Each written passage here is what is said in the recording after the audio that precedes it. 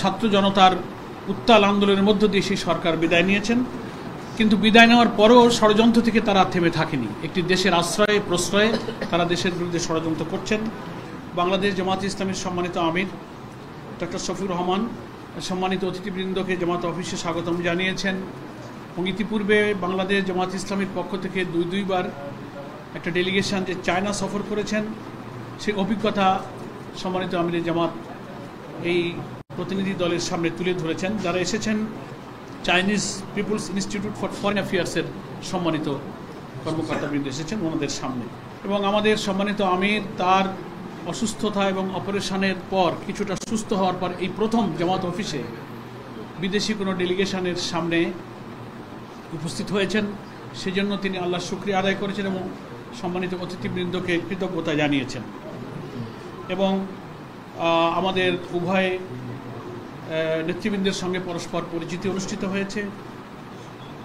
৭৫-এর পর থেকে বাংলাদেশের সঙ্গে যে কূটনৈতিক সম্পর্ক, চায়নার ঘনিষ্ঠ প্রতিবেশী সুলভ এবং বন্ধুত্বপূর্ণ সম্পর্কের কথা স্মরণ করা হয়েছে।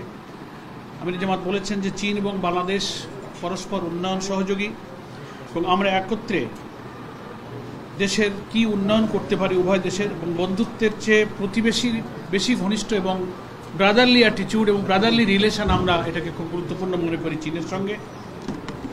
বাংলাদেশ অর্থনীতি সহ সামগ্রিক বিষয়ে নিজের পায়ে দাঁড়াবার চেষ্টা করছে, এটা চায়নার নেতৃবৃন্দের সামনে আমাদের অমিত সাহেব আশাবাদ ব্যক্ত করেছেন।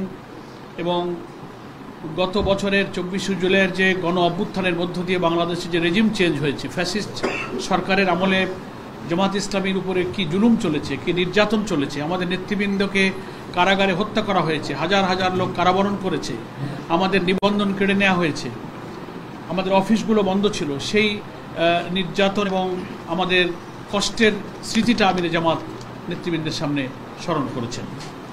এবং তিনি আরও বলেছেন যে একটা ছাত্র জনতার উত্তাল আন্দোলনের মধ্য দিয়ে সেই সরকার বিদায় নিয়েছেন। কিন্তু বিদায় নেওয়ার পরেও ষড়যন্ত্র থেকে তারা থেমে থাকেনি। একটি দেশের আশ্রয়ে প্রশ্রয়ে তারা দেশের বিরুদ্ধে ষড়যন্ত্র করছেন।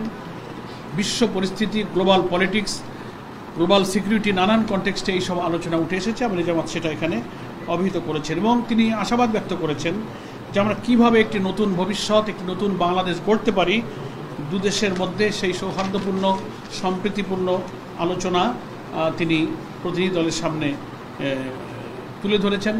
বাংলাদেশের অর্থনীতি, আমাদের ব্যাংকিং ব্যবস্থা যে একেবারে লুট হয়ে গেছে, করাপশন, অর্থ পাচারে আমাদের অর্থনীতি যে ফোকলা হয়েছে সেটা তিনি তুলে ধরেছেন। জামাত ইসলামী সকল ধর্ম, বর্ণ, নারী পুরুষ নির্বিশেষে সকলের সমান মর্যাদা, সমান মানবিক, সাংবিধানিক, রাজনৈতিক সকল অধিকারকে আমরা মেনটেন করেই আমরা এদেশে চলি। এবং জনগণ যদি আমাদেরকে দেশ শাসনের দায়িত্ব দেন তাহলে আমির জামাত বলেছেন যে আমরা শাসক হব না, আমরা সেবক হব এবং সকলেই সমতার ভিত্তিতে প্রত্যেকের অধিকার ভোগ করবেন।